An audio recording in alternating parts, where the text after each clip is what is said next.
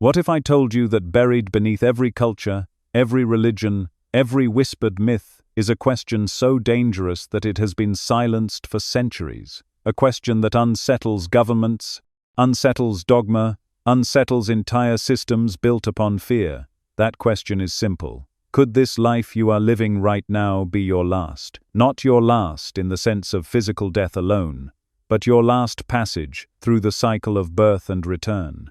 Some souls seem to carry an ageless weight in their eyes, a heaviness that does not come from years but from lifetimes, while others seem to stumble in circles, repeating patterns as though bound to lessons they cannot yet finish. The hidden question asks you to consider whether you have been here so many times that the spiral is closing, that the circle has reached its end, and if so, what that truly means. From the moment of your birth, you were given answers that buried this question under layers of doctrine. You were told life is singular, fleeting, and final. Or you were told life is endless, cycling forever without resolution. But what if neither is entirely true? What if the soul does not wander randomly, but journeys along a spiral that eventually completes itself? If so, then some souls are not just living another chapter, they are walking the last pages of the book. And within those pages lies a clarity, a serenity that cannot be controlled by the powers of the world. This is why the question was forbidden, because a soul that knows it has reached its end cannot be manipulated by promises of reward or threats of punishment. It no longer bows to the illusion. It no longer feeds the structures that thrive on forgetfulness. Look into the eyes of certain people and you may see it, a stillness, a gravity, as though they have already lived this moment 1,000 times before. These are not old souls in the casual sense. They are final souls, beings who have nearly exhausted the cycle of return. They no longer cling to drama, no longer hunger for possessions, no longer fight to prove themselves. Their very presence unsettles others because it mirrors what most have not yet remembered. To stand before them is to feel both comfort and discomfort. Comfort because their peace radiates like a quiet flame. Discomfort because they remind you of the truth you have buried beneath distractions. They carry the weight of ages because they are nearing completion. And completion is not a story the world wants you to hear. Why would such a question be hidden? Why not celebrate it openly? Teach it to every child. Let every person know that reincarnation has an end. Because control depends on your ignorance. Religions have thrived by convincing you that salvation lies outside yourself. Governments have maintained order by convincing you that your identity is bound to their rules. Economies have flourished by convincing you that your worth is measured in what you acquire. But if you knew this life could be your last, if you knew the soul eventually rises beyond all cycles, you would no longer tremble before their threats or chase after their rewards. You would become sovereign, and sovereign beings cannot be herded. Sovereign beings dissolve fear without fighting. That kind of freedom terrifies systems built on obedience. Imagine a world where people lived, knowing that every breath could be the final rehearsal, the final lesson, the final unveiling. The obsession with endless accumulation would collapse. The constant hunger for validation would quiet. The wars over land and power would appear childish. Because once you suspect this is the last lifetime, you live differently. You live with reverence for every moment, but without clinging to any of them. You love fiercely but without trying to possess. You act decisively but without fear of failure. And most importantly, you no longer postpone. Awakening, you no longer say, "One day I will live differently," because you know there may not be another day beyond this life. This is the secret hidden within the forbidden question. And yet, you have felt it, haven't you? That inexplicable tiredness of the soul that no amount of rest can cure. The sense that you are not simply weary from this life, but from many. The faint recognition of places you have never visited. The uncanny resonance of stories you have never studied. You may call it déjà vu, but it is something deeper, the memory of cycles nearing their end. You have grown impatient with trivial arguments, restless in shallow pursuits, uninterested in roles that once consumed you. These are not failures, these are signs. They point toward a nearing completion, a soul that is beginning to whisper, "Enough." it is almost finished. But to acknowledge that whisper is to acknowledge the forbidden, and so most bury it under distractions, endless noise to avoid the quiet question echoing in their chest. History reveals why this knowledge has been so carefully buried. In Egypt, only the initiates of the temples were taught that the soul could complete its journey. For the masses, the promise of afterlife was wrapped in fear, ensuring obedience. In Greece, philosophers who spoke of anamnesis, the remembrance that ends return, were silenced or ignored, their truths reduced to metaphors. In India, the sages of Moksha understood liberation, but in later centuries, even these teachings were folded into hierarchies that demanded ritual and allegiance. The message was distorted, wrapped in complexity, placed out of reach. Because to know that the soul can finish its cycle, that the wheel of return has an end, is to dissolve every authority outside yourself. That truth could not be allowed to spread freely, and so it was forbidden. But forbidden does not mean forgotten. The question lingers in your marrow, waiting for you to stop long enough to hear it.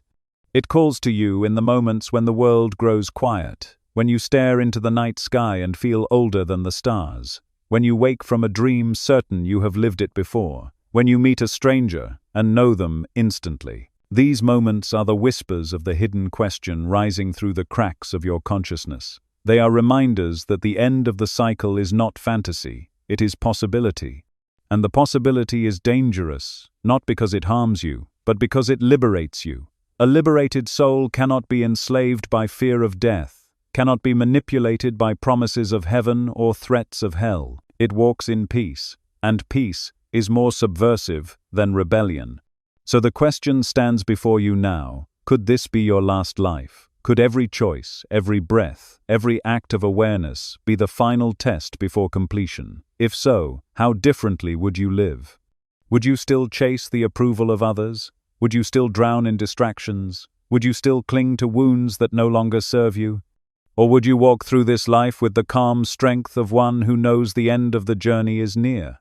This is not a question meant to frighten. It is a question meant to awaken. Because once you ask it sincerely, you cannot un-ask it. Once you feel the resonance of its possibility, you cannot return to ignorance. You may try, but the whisper will return. Quiet, persistent, relentless. And that whisper is the beginning of remembrance. Systems want you to forget. They want you to believe that you are trapped forever, or that you have only one chance and must cling to fear. But the soul carries its own knowing, deep within, beyond the noise, beyond the masks, beyond the stories you were given. Your being already knows the truth. The forbidden question is not meant to give you certainty. It is meant to awaken recognition, to stir the remembrance that you have walked long enough, learned enough, suffered enough, loved enough, to finally be free. And when that remembrance stirs, you begin to live differently. You begin to embody what the world cannot explain. You begin to radiate the weight of ages without being crushed by it. You become a mirror of what others have forgotten, and in that mirror, the illusion begins to crack. This is why the hidden question matters, not because it proves anything, but because it calls you inward. It dares you to stop clinging to the surface of life and listen for the hum beneath it. It invites you to feel the ancient memory rising through your silence, and it challenges you to consider that perhaps, just perhaps, you are not here to begin another cycle, but to end one. That this life is not just another chapter, but the last chapter. Not another mask, but the final unveiling. The question waits, quietly, like a seed beneath the soil. And the moment you allow yourself to ask it with sincerity, the moment you allow yourself to feel its possibility, the seed begins to break open. The hidden question is not meant to be answered by logic. It is meant to be answered by resonance. And resonance never lies. What if I told you that life is not a straight line and not a meaningless wheel that spins forever, but a spiral that winds inward, drawing you closer and closer to a center that has been waiting since the beginning? Most people imagine reincarnation as endless repetition, the same roles played in different costumes, the same mistakes made under different names. Yet, the deeper truth is not repetition, but progression. the soul does not return in vain. It returns with purpose, looping through experiences like circles drawn around a hidden core. With each circle, the spiral pulls tighter, carrying you closer to completion. And when the spiral closes, when the final circle has been walked, the journey ends not with escape, but with fulfillment. Think of your life as a single loop on this spiral. Every joy, every wound, every connection, every loss, all of it forms a ring around the center. At first, in the early lives, the rings are wide and loose, lessons are scattered, growth feels slow, lifetimes unfold in the fog of forgetting. You stumble, repeat mistakes, and carry karmic echoes without even knowing they exist. But as the spiral continues, the circles tighten. The patterns become clearer. Lessons that once took lifetimes to grasp now repeat within a single season. What once required 1,000 external experiences begins to reveal itself in a single moment of stillness. The spiral does not rush. It draws you inward with a rhythm as ancient as breath. When you look at the world, you can see this spiral everywhere. Galaxies turn in spirals, seashells grow in spirals, storms gather in spirals, even the strands of your DNA twist in spirals. The universe reveals its design in form after form, as if whispering that life itself follows the same sacred geometry. Reincarnation follows this pattern too. Each incarnation is not random, but an unfolding of the spiral, not chaos, but design. You are not scattered fragments drifting through eternity. You are a single thread woven in circles, returning again and again until the design is whole. And the closing of that design is what you might call enlightenment, liberation, or the last life. But the spiral is not always easy to recognize. To the unawakened, it looks like repetition. You may ask yourself why you keep attracting the same kinds of relationships, why the same wounds return in different faces, why the same fears rise no matter how much you try to escape them. The reason is not punishment but pattern. The spiral is drawing you inward by showing you the same lesson at deeper levels each time. At first, you may experience betrayal in a dramatic way, abandoned by those you trust. In the next circle, the betrayal may be quieter, happening in subtler forms until you see it for what it truly is, not an enemy outside you but a fear within you. With each circle, the external drama softens, and the internal recognition sharpens. That is the spiral at work. There is a reason why certain people feel inexplicably ancient. They are not simply old in years. Their spirals have tightened over countless lifetimes. Their souls have walked enough circles that the pattern is almost complete. They carry a gravity in their presence, a calmness that comes not from inexperience but from exhaustion. They have grown tired of running the same paths and are beginning to remember the spiral itself. You may feel this in yourself. A weariness with repetition, a refusal to play certain games anymore, a deep pull toward simplicity and truth. These are signs that your spiral is closing. The circles have brought you close enough to the center that you can finally glimpse what waits there. Completion does not mean perfection. The spiral is not about becoming flawless, it is about becoming whole. At the center lies not a reward from outside, but a remembrance of what you have always been. Each life is like a layer wrapped around that truth. With each return, another layer is stripped away. At first, the stripping feels violent, like loss and death and grief. But as you spiral inward, you begin to see that nothing real is ever taken. Only illusions fall away. What is true remains and grows brighter. This is why old souls often seem detached from the struggles that consume others. They have seen enough layers fall to know that the center cannot be harmed. They are not indifferent, they are anchored. The spiral also explains why some lessons feel so urgent, as though the universe itself is conspiring to push you into awakening. It is not cruelty, but compression. As the circles draw tighter, the energy intensifies. Patterns that once took lifetimes now repeat within months or even days. You may find yourself meeting the same kind of person 3 times in a row, each time faster, each time louder, until you finally see the pattern clearly. The spiral is merciful, but it is relentless. It will not stop drawing you inward until you reach the center. And when you do, the need for return dissolves. the spiral closes, and the soul finally rests. But why was this truth hidden? Why were you told that reincarnation is either endless or non-existent? Because to know the spiral is to know that you are not trapped. And systems built on fear require you to believe in your imprisonment. If you think life is random, you will cling to authority for meaning. If you think life is endless, you will submit to rituals and rules to shorten the cycle. But if you realize life is a spiral moving toward a natural end, you become free. You no longer fear death. You no longer beg for salvation. You no longer submit to control. You walk with the quiet power of one who knows the pattern is completing itself. That freedom cannot be sold, and so it was forbidden. Still, the truth survives in symbols. The Ouroboros, the serpent eating its tail, was never about endless repetition, but about the spiral closing upon itself, the end meeting the beginning.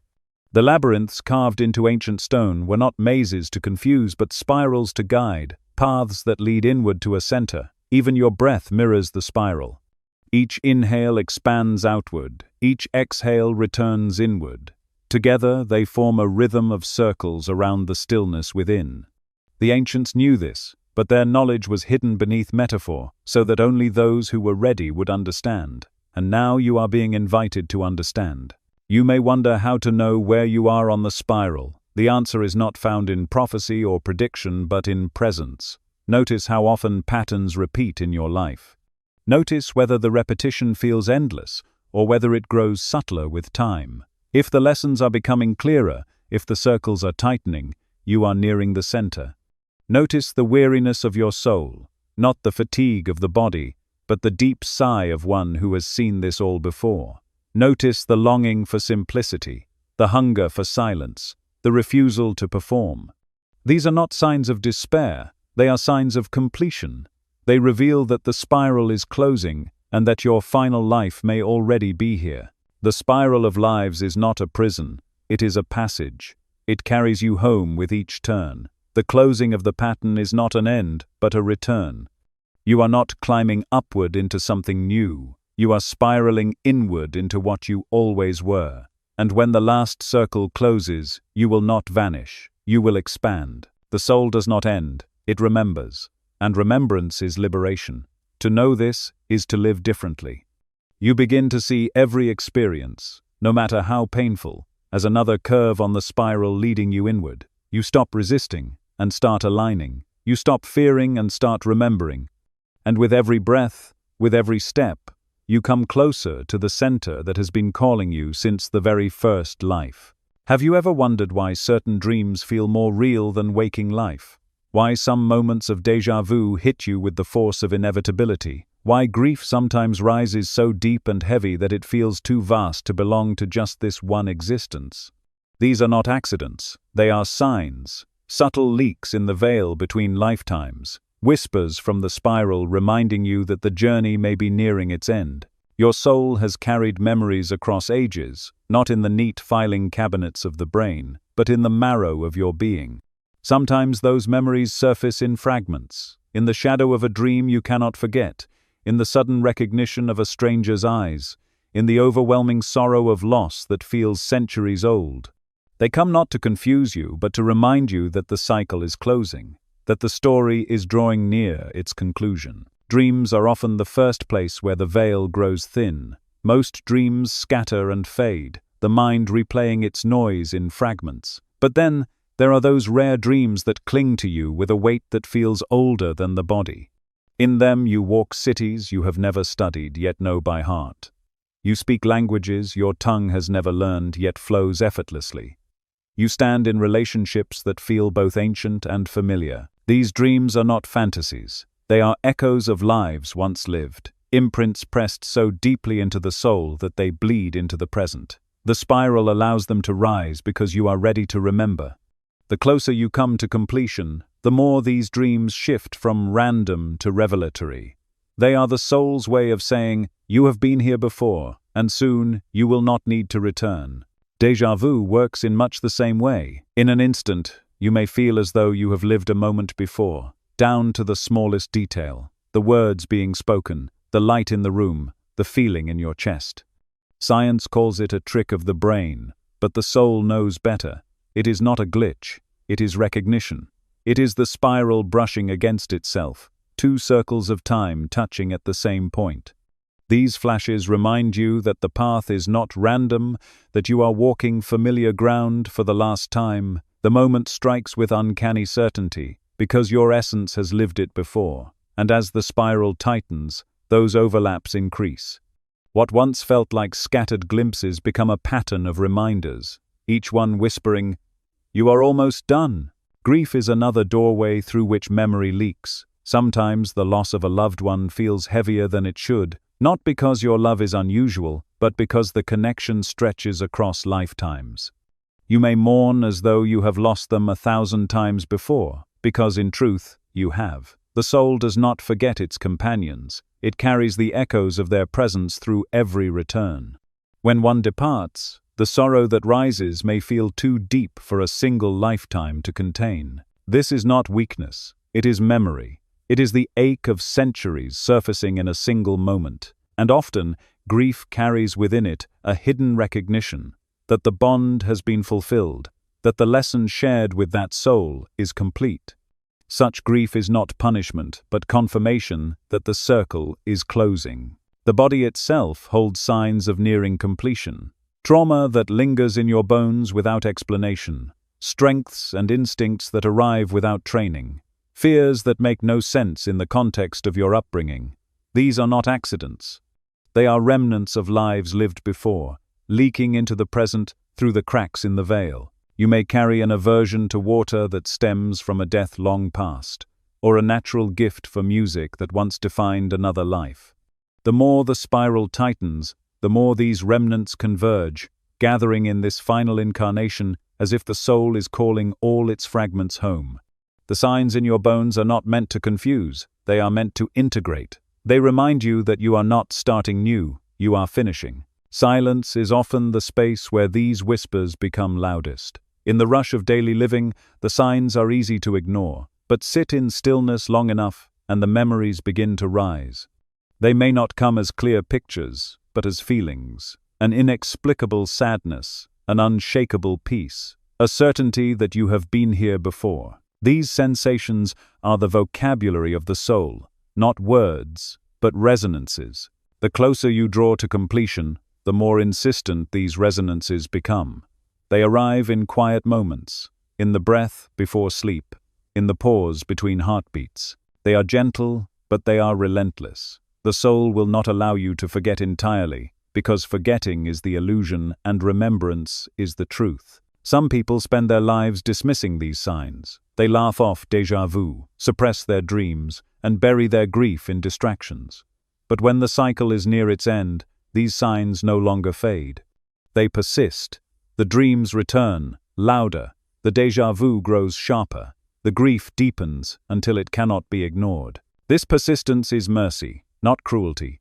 It is the spiral making itself known. It is the soul saying, "You are ready to see what you once refused to see." And once you allow yourself to notice, you begin to live differently. You begin to trust that these leaks of memory are not madness but map, not accidents but alignments. You may notice synchronicities increasing, a song playing at the exact moment your heart needed it, a book falling open to the very page that answers your question, a stranger repeating the same phrase you dreamed the night before. These are not coincidences. They are the soul's way of aligning your awareness, nudging you toward the recognition that life is not random repetition, but intentional spiral. Each synchronicity is a breadcrumb on the path, guiding you toward the center. And as you near the center, the signs multiply, forming a language of resonance that speaks directly to your being. To carry the signs in your bones is to walk with a kind of double vision. On one level, you move through the ordinary duties of human life, work, relationships, daily tasks. On another level, you feel the ancient weight behind everything, a sense that each action is part of a larger completion. Even your struggles feel different. What once seemed like punishment now feels like refinement. The grief that once crushed you now feels like liberation, stripping away illusions.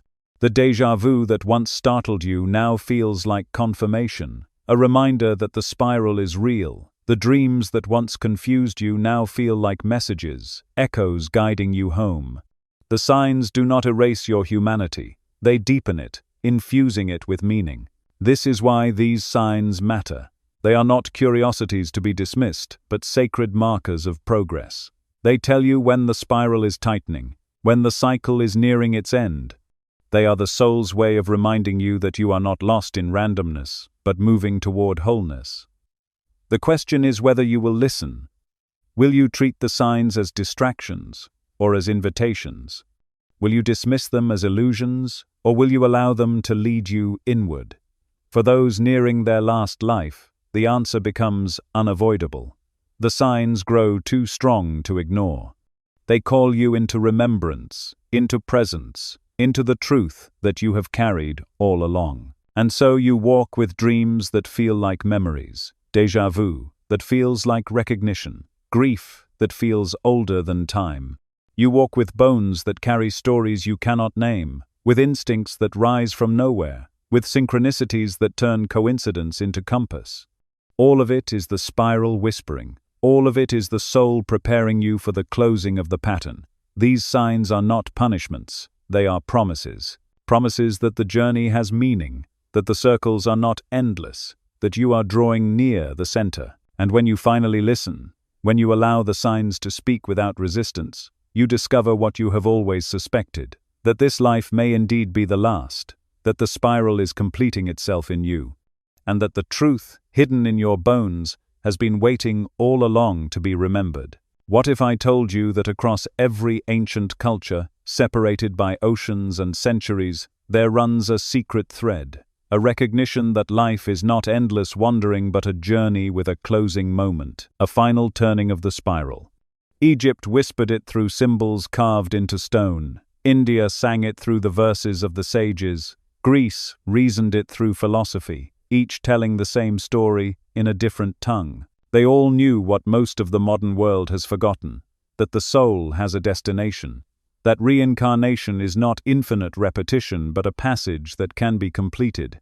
Their testimonies remain hidden in fragments, stories preserved in riddles and myths, yet together they form a chorus pointing toward the same truth. At some point, the cycle ends, and the soul awakens to its last incarnation. In Egypt, the great mystery was preserved in the weighing of the heart. When a soul passed from the body, it was led into the hall of judgment, where the heart was placed on the scales opposite the feather of Ma'at, the principle of truth, balance, and cosmic order. To most, this image has been reduced to a religious ritual, or a metaphor for morality, but the deeper meaning runs far more profound. The Egyptians were not merely describing what happens after death, they were describing the measure of completion. A heart weighed down by attachments, deceit, and unfinished lessons was heavier than the feather, and bound again to the wheel of return. But a heart light as the feather was free, no longer compelled to return, no longer bound to the spiral of lifetimes. This was not punishment or reward. It was the recognition of resonance. The soul whose lessons were complete could rise into eternity, never to be cast into form again. The weighing of the heart was not a courtroom drama, it was a map of liberation. India carried this knowledge in the concept of moksha. While much of the world lived under the fear of endless cycles, the sages of the Upanishads proclaimed that liberation was possible, that the Atman, the inner self, could awaken to its identity with Brahman, the ultimate source, and break free from samsara.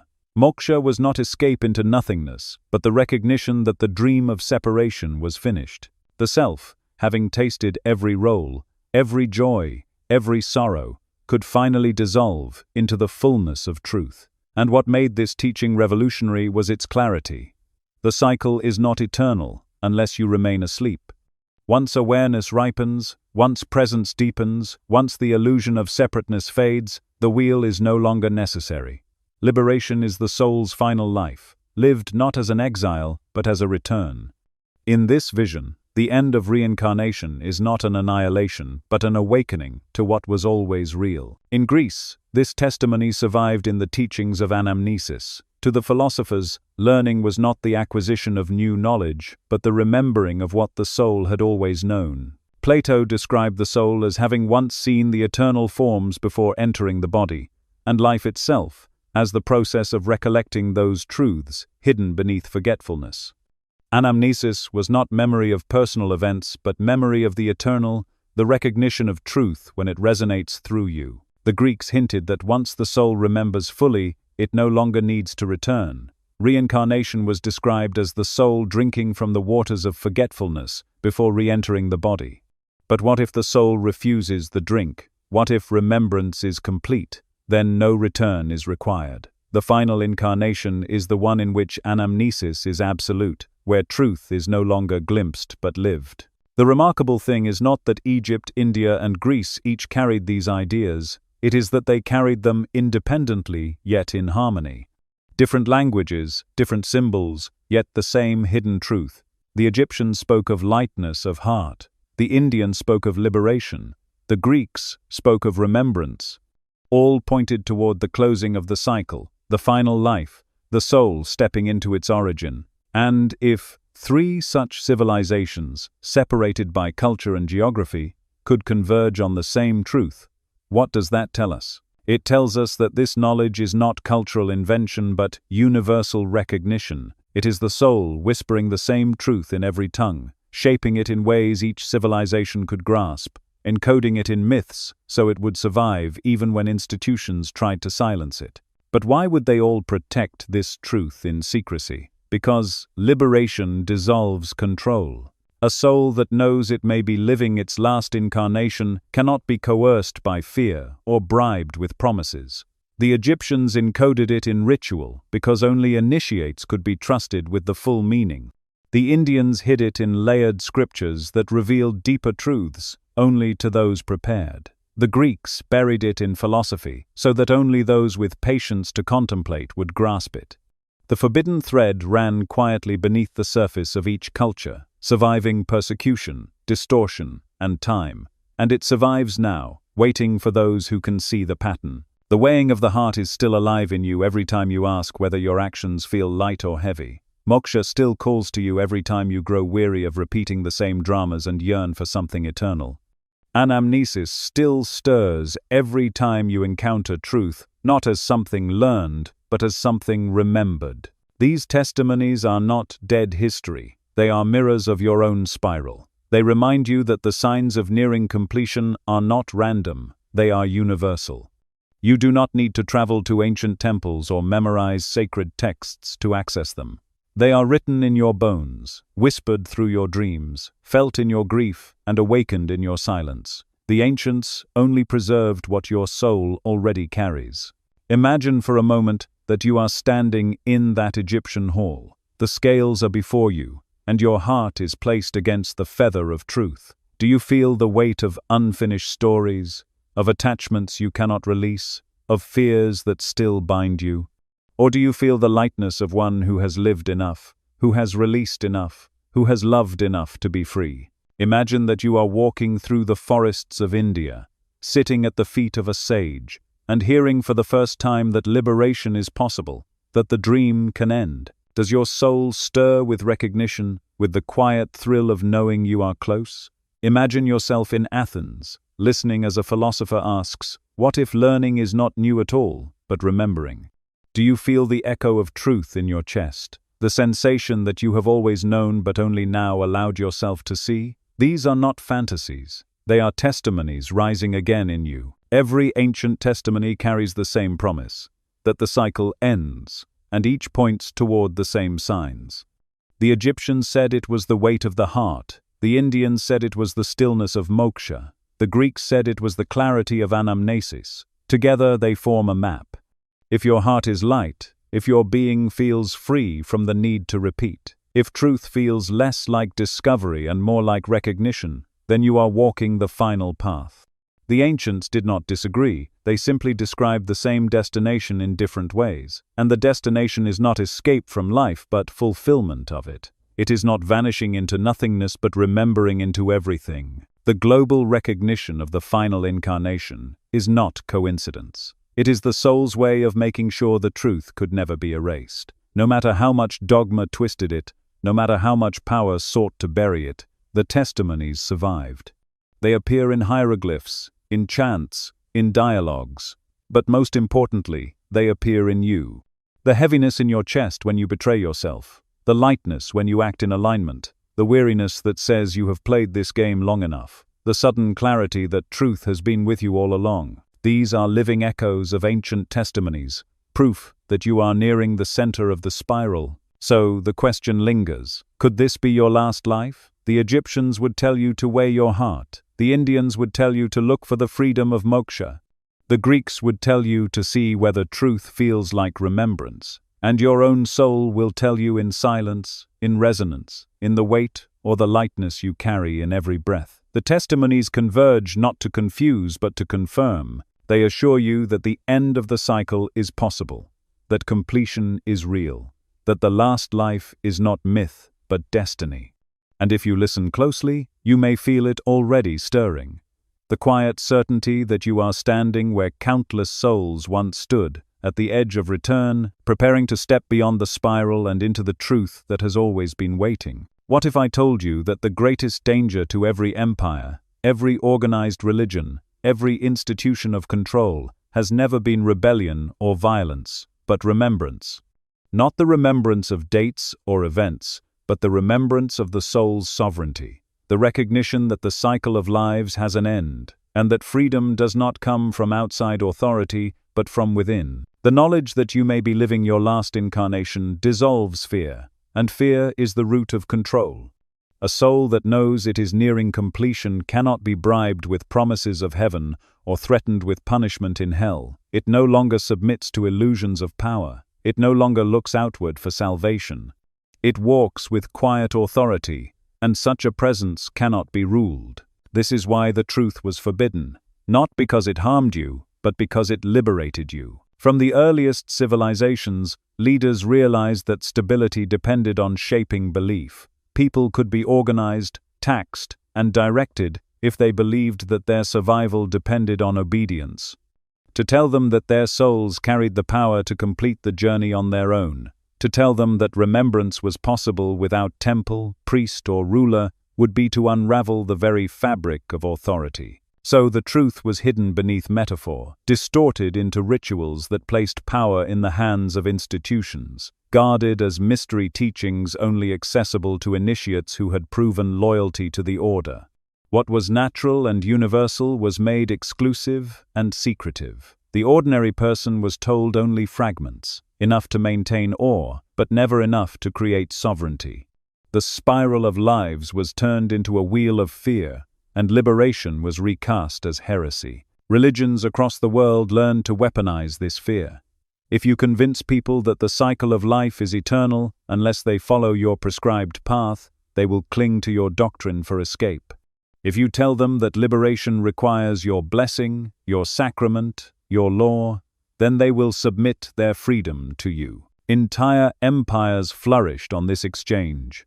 The masses surrendered their sovereignty, hoping that the priest or prophet would shorten their suffering. Yet the true teaching was always different. Liberation was never for sale. It was already within them. The forbidden knowledge said clearly that the cycle has an end, that the soul completes itself through remembrance, and that no power outside can grant or withhold this. That message undermined everything, and so it was suppressed. Governments, too, understood the danger. The sovereign soul does not make a compliant subject. A person who knows that their life is part of a spiral closing toward completion cannot be terrified into obedience. They do not fear death because they know death is not the end. They do not cling to possessions because they know the center of the spiral cannot be owned. They do not chase status because they know all masks fall away at the threshold.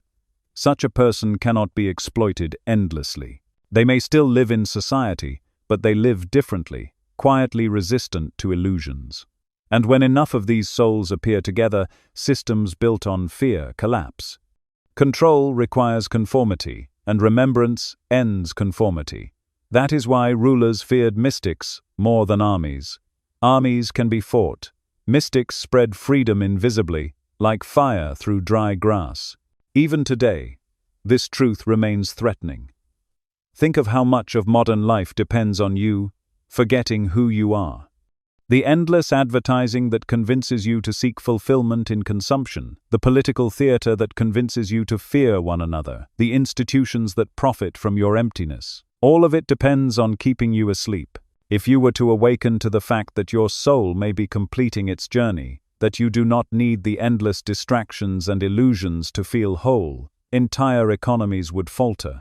You would stop buying identities and start living essence. You would stop performing for validation and start radiating presence.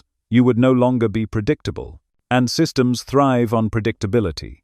That is why the teaching remains hidden under layers of metaphor, taboo, and distortion. But the truth has always survived in fragments. The weighing of the heart, moksha, anamnesis, each testimony was buried in symbolic language, available only to those who could read between the lines.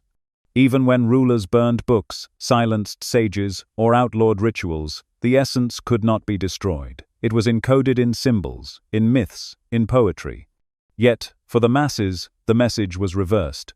Instead of remembering that the spiral closes, they were told the cycle is endless unless they obey. Instead of being shown that liberation is their birthright, they were told it is earned through external sacrifice. Fear was sold in place of truth. And generation after generation, people lived in that fear, believing their sovereignty was dangerous, even sinful. The danger, of course, was never to the soul. The danger was to the illusion of control. Imagine a society where most people lived as if this were their final life. Would they be easy to manipulate into war? Would they work themselves into exhaustion for wealth they cannot carry beyond the body? Would they allow themselves to be divided by ideology, nationality, or creed? Or would they see through the masks, refuse to play the games, and live from a deeper presence? The answer is clear. Control cannot survive where remembrance spreads. This is why mystics and teachers of liberation were often silenced, branded heretics, or destroyed. They carried a vibration that could not be controlled, and those in power trembled at the thought of that vibration spreading. But truth cannot be buried forever. The signs still break through the veil. Dreams, déjà vu, grief too deep for one life. They remind you that the forbidden knowledge is not outside, it is within.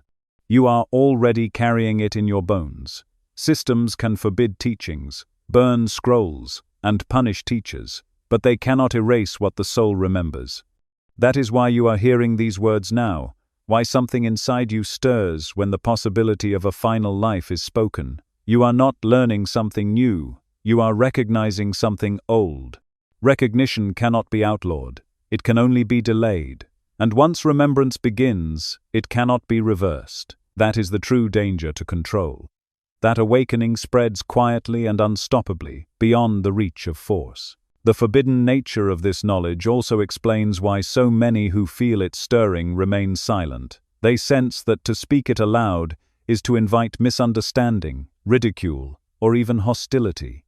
History has encoded that fear deeply, yet silence is also its power. Remembrance does not need to be shouted, it radiates. A single soul walking in awareness transmits more than 1,000 voices arguing.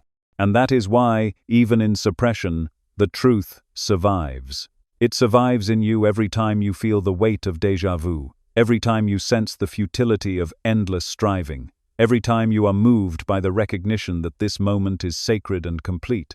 That recognition is the forbidden truth. It is the revolution without banners, the fire without smoke. So why was it forbidden? Because it ended dependency, because it dissolved fear, because it freed you from the need for saviors outside yourself. Because it made you ungovernable, not through rebellion, but through peace. A soul that remembers no longer seeks permission to exist. A soul nearing completion no longer trembles before death or chases illusions of success. It simply is, and its being is enough to shake systems to their core. That is the silent revolution, the reason remembrance was suppressed, the reason empires trembled before mystics. For in the end, power built on fear cannot withstand even one soul that remembers it is free. What if I told you that the very first step toward remembrance is not about gaining anything new at all, but about letting go of everything false that has been layered upon you. Deprogramming is the art of unraveling the illusions that convinced you that survival meant wearing masks, that safety meant playing roles, that identity meant clinging to names, titles, and stories that were never truly you. From the moment you were born, you were handed labels like garments: your name, your family's history, your culture, your religion, your gender, your nationality. Each of these was stitched to you with invisible thread, and for years you wore them without question. But none of them defined your essence.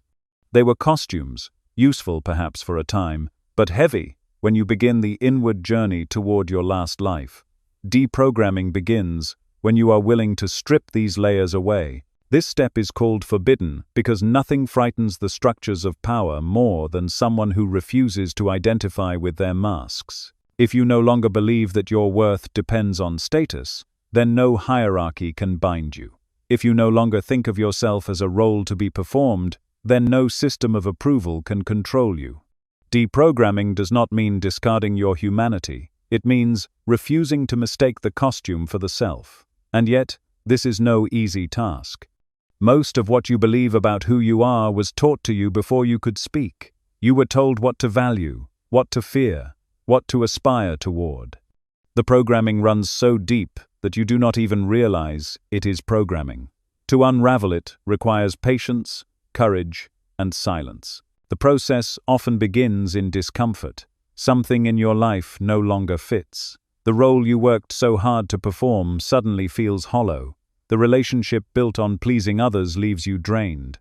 The job that once gave you purpose now feels like a cage. This discomfort is not failure, it is awakening. It is the soul whispering that the mask has served its purpose and must now be removed. At first, you may resist, you may cling tighter, polish the mask, double down on performance, but the exhaustion only deepens, because pretending to be what you are not requires endless energy. Eventually you reach a breaking point, a moment of honesty where you admit, "This is not who I am." That admission is the beginning of deprogramming. Ritual burning has always been a symbolic way of marking this release. Fire consumes without judgment. When you write down the roles you have carried, helper, victim, achiever, martyr, outsider, perfectionist, and place them in flame, you are declaring to yourself that these identities no longer own you. They may have been chapters, but they are not the book. Watching the paper curl and turn to ash is a reminder that stories pass away, but essence remains. The ritual is not for spectacle but for resonance. Something within you shifts as you see those false selves dissolve into smoke. The act becomes an anchor for remembrance, a way of telling your body and your mind that you are free to be more than the masks you wore. Silence is another form of burning. In silence, the noise of identity begins to unravel. Without constant distraction, without the reinforcement of others, the masks start to slip. At first, silence can feel unbearable, because the false self thrives on attention. It whispers, "Stay busy, stay connected, stay seen, or you will disappear." But when you resist that demand and sit in stillness, something extraordinary happens. You discover that beneath the chatter, beneath the restless identity, there is an awareness that does not need a name. Silence becomes the fire that burns away illusions. It is not destructive, it is revealing. It shows you what remains when all masks fall away. Deprogramming is not about rejecting your past or despising the roles you played. Every mask once served you. The achiever taught you discipline. The helper taught you compassion. The outsider taught you resilience. But when you mistake them for your essence, you remain trapped. The first step requires honoring the lessons while releasing the labels. You can bow to each role as you let it go. You can thank it for the protection it gave you, and then you can release it into the fire, into the silence, into the vastness of remembrance. Because the soul cannot rise while carrying armor that has become unnecessary. This shedding often feels like loss. You may feel naked without the labels. Friends and family may not understand. They may resist, because your deprogramming challenges their programming. They may say you are changing, abandoning, even betraying who you were. But what they see as betrayal is truth emerging. You are not becoming someone new, you are unbecoming what was never you in the first place. This is why courage is needed. Deprogramming means walking into the unknown without the familiar scaffolding of identity. It means trusting that what remains after the shedding is more real than anything you released. The practice of silence and ritual burning is not done once. It is ongoing. The masks are clever. They creep back when you least expect it. You may release the achiever, only to find it whispering again when you compare yourself to others. You may release the victim, only to feel its pull when life challenges you. This is not failure. It is part of the spiral. Each time you notice and release again, the mask loses power. Each return to silence strengthens the remembrance that you are not the identity, but the awareness behind it. Over time, the masks no longer cling so tightly. They may appear, but they no longer define you. And that is freedom. As you deprogram, you begin to sense a lightness in your being. The heaviness of performance fades. The constant pressure to prove, to achieve, to impress begins to dissolve. You find yourself drawn to simplicity, to authenticity, to presence. Conversations shift. You no longer feel the need to argue or defend. Choices shift. You no longer chase what others call success, but move toward what feels aligned. Relationships shift. You no longer tolerate dynamics built on pretense. Life itself begins to feel less like a performance and more like a return. That lightness is the sign that the spiral is tightening, that you are moving toward the center. Each mask you release brings you closer to the essence that has been waiting. The first step is always the hardest because it challenges the foundation of everything you have been told. But once you begin, you cannot go back. Once you taste the freedom of silence, the old noise feels unbearable. Once you burn the first mask, the others begin to reveal themselves. Once you admit, "This is not who I am," you cannot forget it. The soul does not allow you to unsee the truth. Deprogramming is not a one-time act, but a lifelong devotion to removing what does not belong, until only what is eternal remains. And the more you commit to it, the more the forbidden truth becomes undeniable. You were never the mask, never the story, never the role. You were always the awareness, watching. What if I told you that within you there is an inner sense, a perception not tied to the 5 ordinary senses, a forgotten antenna that has been waiting patiently through lifetimes for you to remember how to use it? This inner sense does not look, hear, taste, touch, or smell. It knows. It is the faculty through which the soul recognizes itself, the receiver of truth that cannot be proven but can be felt, the channel that allows resonance to replace confusion.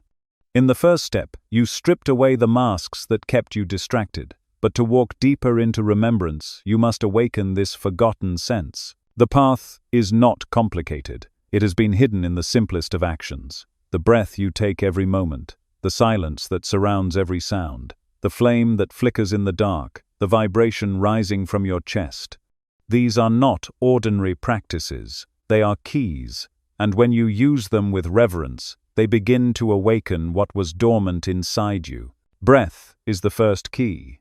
You have been breathing since the day you were born, yet most of the time you do it unconsciously, shallowly, as though life's current is something you barely sip.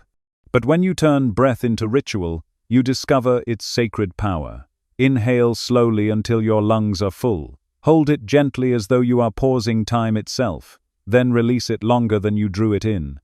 In that exhale, you are not merely emptying air. You are dissolving tension, shedding illusions, creating space for presence. Breath is the bridge between body and spirit. It is the sacred current flowing constantly between the seen and unseen. Every ancient culture recognized it. The Egyptians called it the breath of life. The Indians spoke of prana, the Greeks of pneuma. They all knew what modern life forgets, that breath is the doorway to awakening. When you breathe consciously, you tune your awareness like an instrument. The inner sense begins to hum in alignment. Silence is the second key. Most fear it. They drown it out with endless noise, conversations, music, news, distractions. But silence is not emptiness. Silence is presence itself. It is the space where the inner sense can finally be heard. At first, silence may feel overwhelming. The chatter of your mind grows loud, demanding attention, replaying every role you have ever played. But if you remain still long enough, the chatter softens, like waves settling after a storm. Beneath it, a deeper resonance emerges. You realize that silence is not absence, it is fullness. It is the background hum of existence. In silence, the forgotten antenna of the soul begins to receive again. You sense connections you could never reason your way into. You feel truths that cannot be explained but cannot be denied. The soul speaks most clearly in silence, not in words but in resonance. Flame gazing is the third key. Since ancient times, people have stared into fire, not merely for warmth but for vision. Fire is both form and formlessness. It dances yet has no fixed shape. When you gaze into flame with steady eyes, the mind quiets, caught by the living movement that never repeats. The fire becomes a mirror, reflecting not what you see outside but what stirs within. Patterns rise, insights surface, emotions uncoil. The inner sense awakens because fire reminds you of your own impermanence and your own eternity. Just as flame consumes the wood and yet is never the same twice, so the soul consumes lifetimes and yet remains unchanged.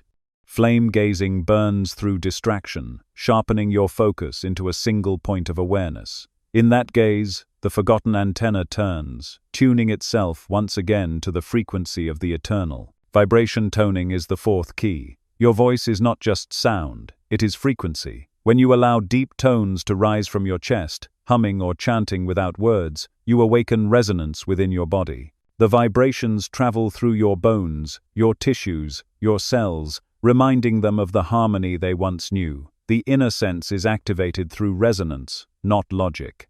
When your whole body hums with sound, you become the instrument and the player at once. The vibrations dissolve blockages, stir ancient memory, and align you with frequencies beyond the material. This is why chants have been part of every spiritual tradition.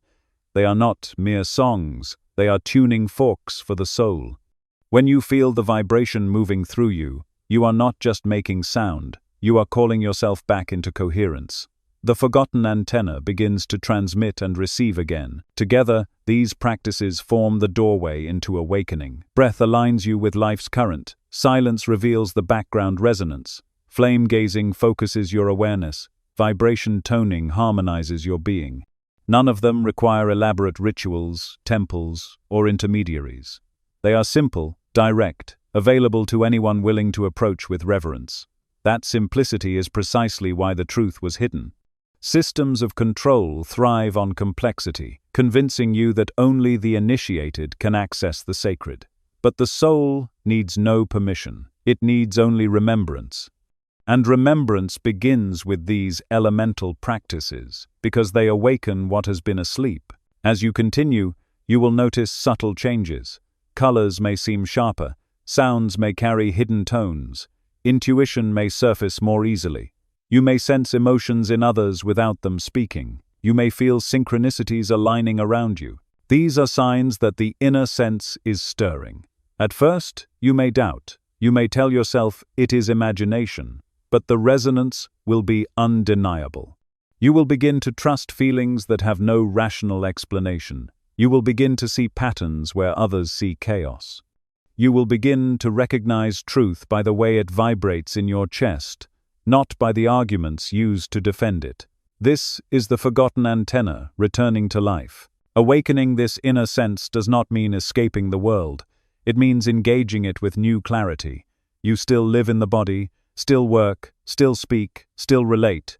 But now you do so with awareness attuned to deeper layers. Breath steadies you when chaos surrounds you. Silence guides you when confusion threatens. Flame reveals what lies beneath distraction. Vibration aligns you with the eternal hum of existence. You move through the same world but no longer from the same place. The spiral draws you closer to the center, and the center draws you deeper into truth. The danger of awakening this sense is not that you will lose yourself, but that you will lose the illusions that once defined you. You will no longer be satisfied with shallow conversations or meaningless pursuits. You will no longer be trapped by fear that once ruled you. You will no longer look outside for validation. The inner sense teaches you to listen inward, to trust resonance over noise, to recognize that the soul itself is the authority. This is why systems of control discouraged silence, mocked intuition, and dismissed inner knowing as fantasy. They knew that once the antenna awakens, you cannot be manipulated. You hear too clearly. You feel too deeply. You recognize lies not by evidence, but by vibration. And a person who sees in this way is untouchable. As you practice, you may find resistance rising. The mind may rebel, insisting that you are wasting time, that nothing is happening. The ego fears silence, because silence reveals its impermanence. The roles you shed in deprogramming may try to return, demanding recognition. This is natural. Each time you breathe, sit in silence, gaze into flame, or hum into resonance, you are burning away another layer of illusion. It may be uncomfortable at first, but gradually the discomfort gives way to peace. The inner sense strengthens with use, like a muscle long forgotten, and once it awakens, it does not sleep again. The forgotten antenna remembers its function. The soul begins to listen. The second step is essential, because, without it, the journey remains intellectual. You may read about liberation, speak of completion, and believe in the spiral, but until the inner sense awakens, the truth remains theory. With the antenna alive, remembrance becomes experience. You no longer believe, you know. You no longer hope, you feel. You no longer wonder, you resonate. This shift is subtle yet irreversible. It changes the way you see everything. And as it deepens, you move closer to the final recognition that the spiral is closing, that this life may be the last, that the center has always been within you. So, breathe as though each breath carries you across the threshold. Sit in silence as though it is the ocean of truth. Gaze into flame as though it reflects your eternal self. Hum into resonance as though it awakens memory older than time.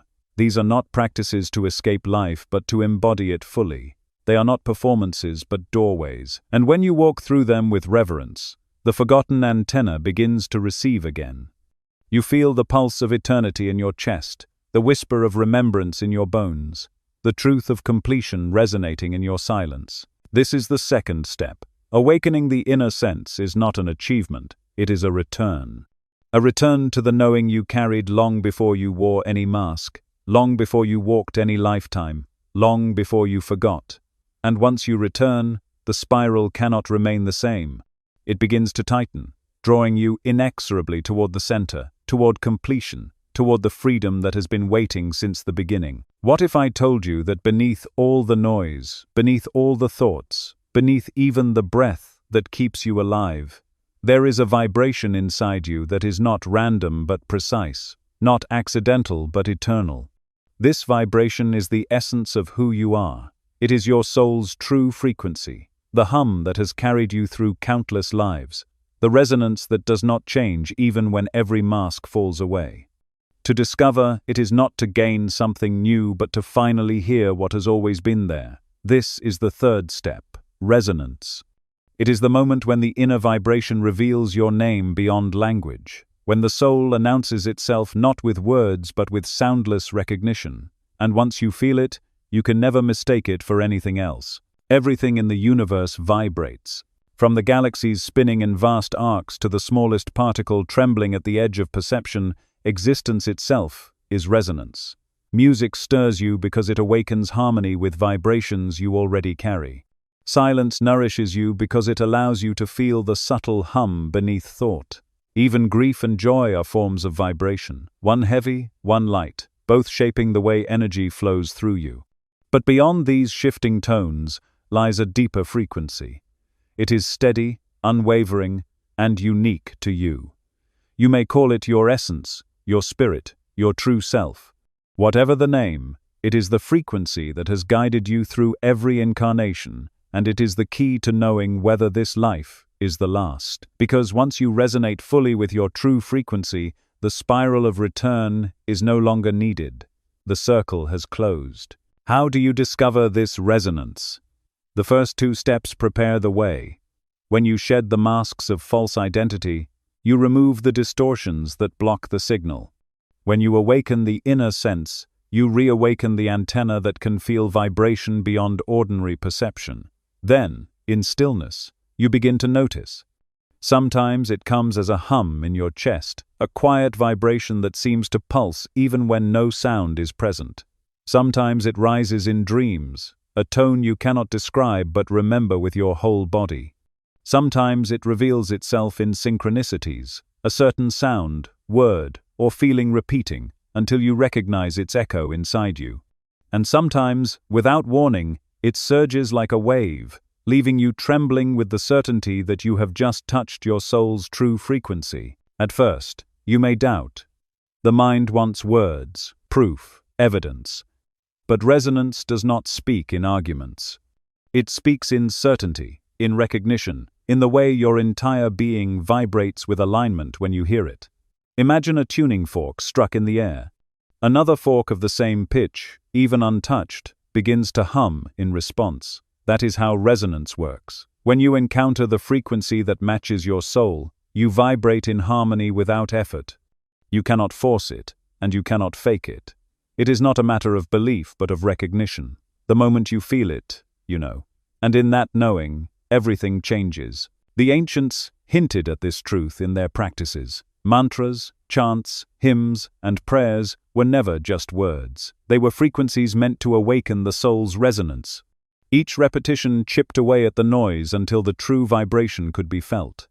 The Egyptians carved sacred tones into their temples. Knowing sound itself opened gateways. The Indians spoke of nada, the unstruck sound, the eternal vibration underlying all creation. The Greeks believed in the music of the spheres, a cosmic harmony that could be heard by the awakened soul. Different cultures, different languages, yet each pointing to resonance as the key. They understood that liberation comes not from belief, but from vibration. When the soul aligns with its frequency, it no longer clings to the cycle. It has remembered its name beyond language. Your soul's true frequency is not an idea, it is a lived experience. When you touch it, the body feels lighter, as though gravity itself loosens its grip. The mind grows quiet without effort, thoughts dissolving into stillness. The heart expands, radiating a peace that is not dependent on circumstance. You may cry without knowing why, laugh without reason, or sit in awe at the simplicity of it. Resonance is recognition. It is the moment when you remember, this is me, this is who I have always been, and in that remembrance, the endless striving falls away. You no longer need to chase identity or prove worth. You no longer need to cling to stories or roles. You have found the tone that never changes, the vibration that has carried you home. The soul's true name is not something spoken aloud. Names of language are useful in the world, but they are masks. The true name is a vibration, a frequency felt in the marrow of your being. It is not meant for others to know, it is meant for you to embody. When you live in resonance with it, everything aligns. Choices become clearer, because you can feel instantly what vibrates in harmony and what does not. Relationships shift, because you no longer cling to those who distort your frequency. Work, creativity, and service take on new depth, because they flow naturally from resonance rather than from performance. You begin to live from the inside out. And this alignment is the sign that the spiral is closing, that the lessons have been integrated, that you are nearing the last life. Resonance also reveals itself through dissonance. When you stray from your frequency, you feel it as heaviness, as unease, as tension that cannot be explained. What once seemed normal now feels unbearable. You cannot force yourself to remain in situations, roles, or environments that clash with your vibration. The body reacts, the heart resists, the soul withdraws. This is not weakness, it is guidance. The inner vibration is showing you what no longer belongs. Each time you honor that guidance, you strengthen your alignment. Each time you ignore it, the dissonance grows until you cannot escape it. The spiral pushes you inward, demanding coherence. And coherence is resonance. As resonance deepens, you realize that everything in your life has been leading you toward this moment. The dreams, déjà vu, griefs, synchronicities, all of them were echoes of the frequency calling you back. The people you met, the lessons you lived, even the mistakes you repeated, were all part of the tuning process. Each lifetime was another adjustment, another attempt to bring you into harmony. And now, as the spiral tightens, the final tuning occurs. When the vibration is clear, the cycle no longer needs to continue. The soul has found its true pitch. The journey is complete. Resonance does not make you separate from the world. On the contrary, it connects you more deeply. You begin to sense the frequency of others, to feel the harmonies and dissonances of every interaction. You see beyond words into vibration. You recognize the pain of those trapped in dissonance, and you radiate the calm of coherence. You do not need to preach or persuade. Your presence itself becomes transmission. Those around you feel lighter, calmer, clearer, without knowing why. That is the power of resonance. It spreads invisibly, awakening remembrance in others.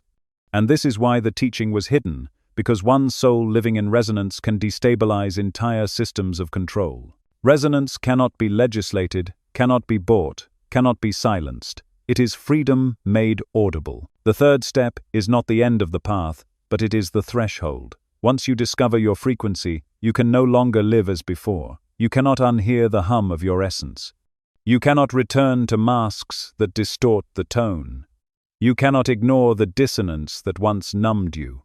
Resonance demands authenticity. It requires you to align every choice, every word, every act with the vibration you have uncovered. This may mean leaving behind what no longer fits. It may mean disappointing others who cling to your old roles. It may mean walking a quieter, simpler path. But the peace it brings outweighs every sacrifice. To live in resonance is to live in truth, and truth is worth everything. So breathe, sit in silence, gaze into flame, hum into vibration, until you feel the hum beneath it all. Do not chase visions or cling to words. Wait for the resonance to reveal itself, gently, undeniably, in the marrow of your being. When it comes, recognize it as your true name. Not the name given by family or culture, but the name etched into eternity. Let it guide you, let it align you, let it close the spiral, because once you live in resonance, you no longer wander. You no longer forget, you no longer need to return. You have remembered what you are. And that remembrance is the music of completion, the sound of the last life, the eternal note that carries you home. What if I told you that the greatest sign your soul is nearing its last life is not found in visions or prophecies, but in the quiet transformation of how you live? It is not about performing miracles or displaying mastery to the world.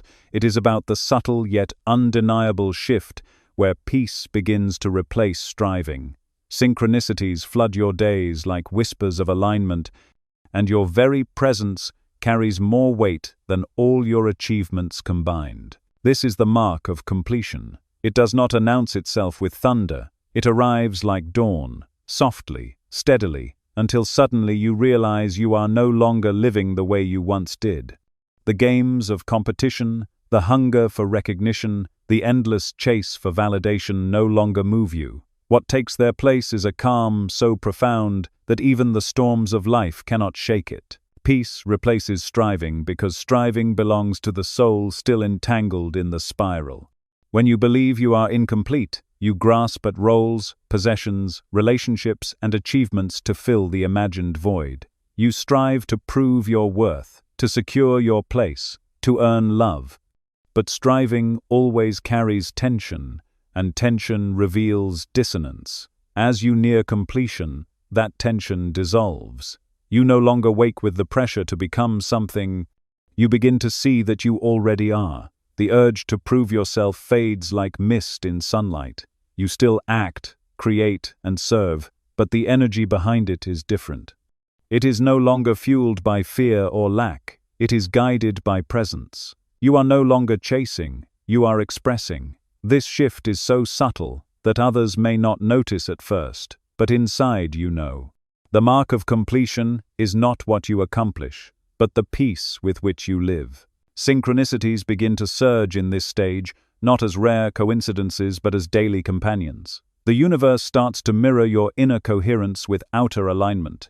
You think of a person, and they call. You ask a question, and the answer appears in a conversation, a book, or even a song drifting through the air. Paths open with uncanny timing. Obstacles dissolve as if moved by invisible hands. This is not magic in the sense of bending the world to your will. It is resonance. As you align with your true frequency, the outer world responds because it is not separate from you.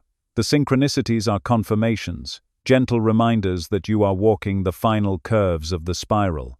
They whisper, "Yes, this is the way. Keep moving inward." When these alignments become so constant that they feel like the natural flow of life, you can be certain the mark of completion is near. Perhaps the most profound sign is when your presence itself becomes more powerful than performance. For lifetimes you have been conditioned to act, to do, to achieve, to demonstrate your value. Performance was your way of surviving, of being seen, of proving you belonged. But in the state of completion, performance becomes unnecessary. You do not need to convince anyone of who you are. You do not need to showcase wisdom or display holiness. Your presence alone transmits more than your actions ever could. People feel calmer around you without knowing why. Strangers open their hearts in your company. Rooms shift when you walk in, not because of authority, but because of coherence. Presence is resonance embodied. It is the vibration of the soul lived fully in the body. Performance fades because it was always a substitute for presence. When you embody presence, nothing more is required. This stage does not mean that life becomes without challenge. The body may still feel pain, relationships may still test you, circumstances may still shift, but the way you move through them is transformed. Struggles no longer define you. You meet them with calm instead of panic, with trust instead of fear. Even grief becomes a form of peace, because you see it not as loss, but as transition. This does not mean you are numb or detached. It means you are rooted. The storms may bend your branches, but your roots remain deep in the soil of presence. You no longer resist life, and in that surrender, you find a strength greater than any form of control. That strength is the unmistakable mark of completion. As you live in this state, others begin to notice. They may not understand it, but they feel it. Some will be drawn to you, sensing the quiet stability they long for. Others may feel unsettled, because your presence reflects their own unrest. You will not need to defend yourself or argue your truth. Your vibration speaks louder than words. In fact, you may find yourself speaking less, acting less, doing less, and yet impacting more. The paradox of completion is that as you stop striving to change the world, your very being begins to influence it more deeply. Presence radiates outward like ripples in water. You do not control the ripples. You simply are, and the resonance spreads. One of the clearest ways to recognize this stage is the deep contentment that settles into the ordinary. You no longer chase extraordinary experiences to feel alive. Washing dishes, walking in nature, sharing a simple meal. All of these become sacred because you are fully present. The extraordinary hides in the ordinary once striving ends. Every moment reveals itself as whole, complete, unrepeatable. You no longer rush through life to reach a goal. You no longer postpone peace for the future. You live it now, because you see there is nothing to wait for. This contentment is not complacency. It is realization. You act when it is time to act, but you no longer act to escape yourself. You are at home everywhere because you are at home in your own being. Completion also changes your relationship with time. In earlier stages, time feels like a scarcity, something slipping away, something you must race against. But in the mark of completion, time loses its grip. You see that each moment contains eternity. You stop rushing. You stop fearing the end. Death itself becomes less of a terror and more of a doorway. You feel in your bones that you are not running out of time. You are returning to timelessness. This shift is perhaps the clearest sign that the spiral is closing. When the fear of time dissolves, the soul is ready to step into eternity. Another sign is the fading of judgment. You no longer divide the world into good and bad, right and wrong, success and failure with the same rigidity. You still discern, but the harshness softens. You recognize that every soul is walking its own spiral, at its own pace, carrying its own lessons. You no longer need to compare or compete. You no longer condemn or idolize. Compassion flows naturally because you see the larger pattern. This is not indifference, it is clarity. You honor others without losing yourself. You release the need to control them because you trust their spiral is unfolding as it should. This freedom from judgment is a mark of completion because it reveals that you have stepped beyond duality into the peace of presence. Synchronicities, presence, peace, these are not things you force. They arise as byproducts of resonance. That is why you cannot chase the mark of completion as an achievement. It is not a goal to be reached. It is a state to be revealed. The more you strip away the false, awaken the inner sense, and live in resonance, the more these signs appear naturally. You cannot fake them because they are not performances. They are the natural fragrance of a soul nearing its last life. Others may try to imitate the appearance of peace, the language of synchronicity, the demeanor of presence, but without resonance, it is hollow. Authentic peace cannot be faked because it radiates beyond expression. Authentic presence cannot be performed because it moves beyond the self. This authenticity is what reveals the mark of completion. So, if you find yourself living with less striving, feeling content in simplicity, noticing synchronicities multiplying, and sensing that your presence carries weight without effort, you may be walking the final path. This does not mean you will be perfect, untouched by human emotion. You may still feel anger, sadness, longing. But even these flow differently. They pass through you without sticking. They do not define you because your center is steady. This steadiness, this unshakable calm, is the hallmark of a soul ready to finish its journey. The spiral has drawn you inward, the circles have tightened, and now you stand near the center, radiating the peace of one who remembers. The mark of completion is not something you announce. It is not a title you claim. It is something others may see, but only you can feel. It is the deep knowing that striving is over, that peace is your natural state, that synchronicities guide your every step, that presence alone is enough. When you live this way, you carry the vibration of eternity in your every breath, and whether others understand it or not, they will feel it. Because the mark of completion is not a sign you display, it is a resonance you embody. And once you embody it, the spiral cannot continue. The last life has arrived, and the soul stands ready to step into the fullness it has been seeking across ages. What if I told you that the way a soul lives its final incarnation is unlike anything it has known before?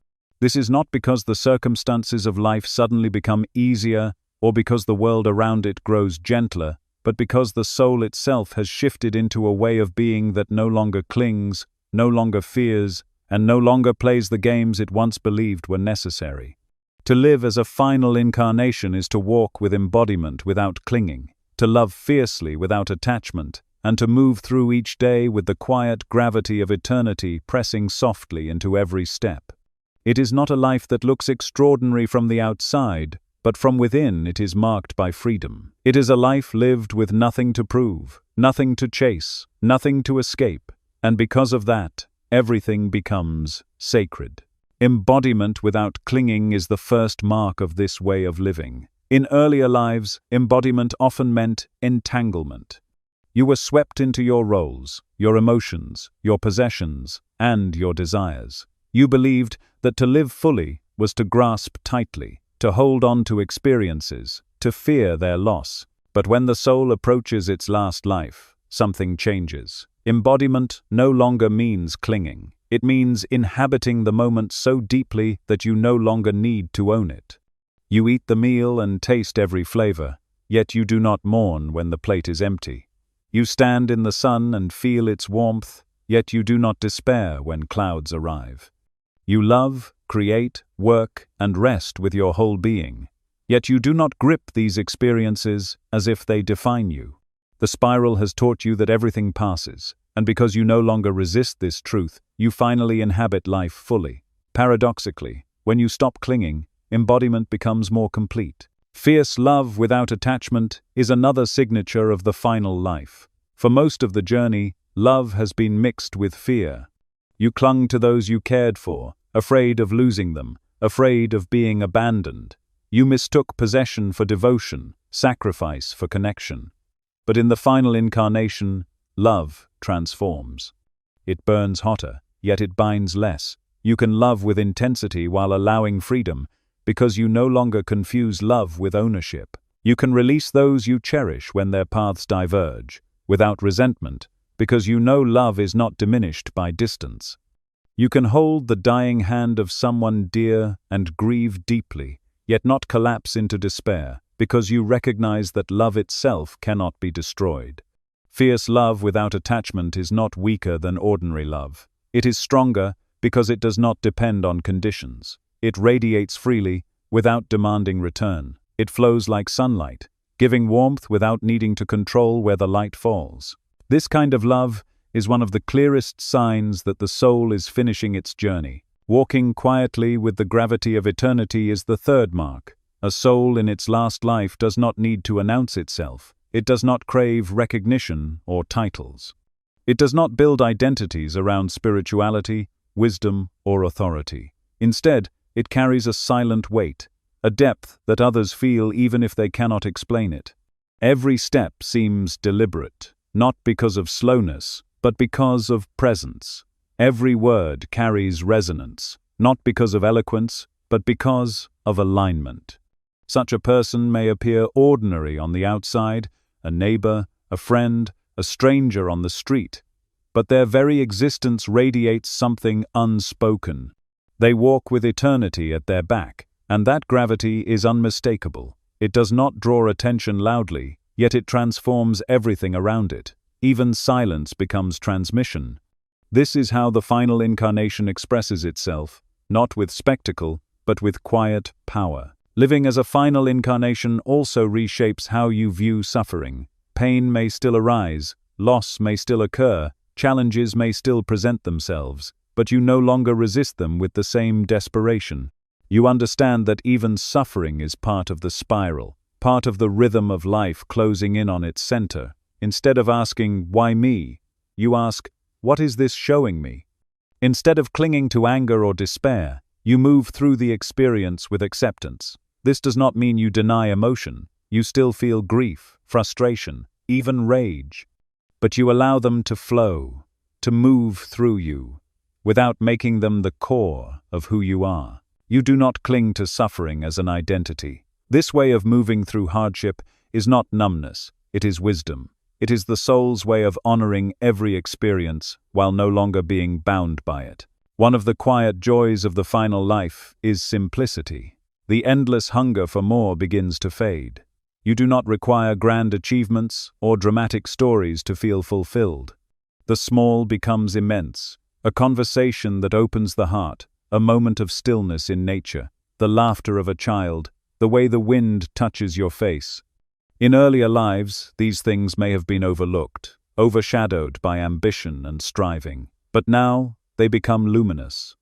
The soul sees the sacred in the ordinary. This simplicity is not withdrawal, it is fulfillment. When you no longer need life to prove anything, every moment proves itself. You see eternity in a single breath. You feel completion in a single gesture. That is the essence of simplicity in the last life. Another sign of living as a final incarnation is the fading need for control. Control was once your shield against uncertainty. You tried to shape people, outcomes, and circumstances to secure safety.